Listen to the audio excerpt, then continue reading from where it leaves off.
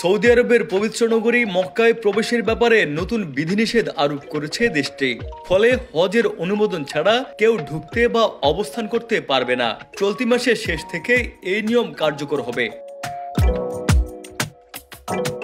সৌদির স্বরাষ্ট্র মন্ত্রণালয় জানিয়েছে, আগামী 29 এপ্রিল থেকে কেবল হজের অনুমোদন আছে এমন ব্যক্তিরাই মক্কায় প্রবেশ বা অবস্থান করতে পারবে। যেসব প্রবাসীরা বৈধ হজের অনুমোদন থাকবে না, তারা 23 এপ্রিল থেকে শহরটিতে প্রবেশ করতে পারবে না। প্রতি বছর হজ মৌসুমে সার্বিক নিরাপত্তা নিশ্চিতের ধারাবাহিকতায় এই পদক্ষেপের কথা জানানো হয়।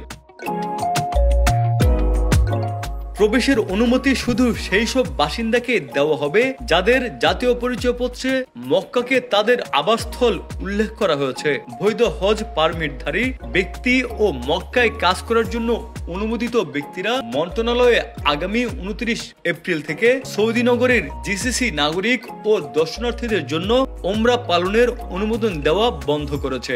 এই স্থগিতাদেশ 10 জুন পর্যন্ত কার্যকর থাকবে। নিউজ ডেস্ক, ভোরের পাতা।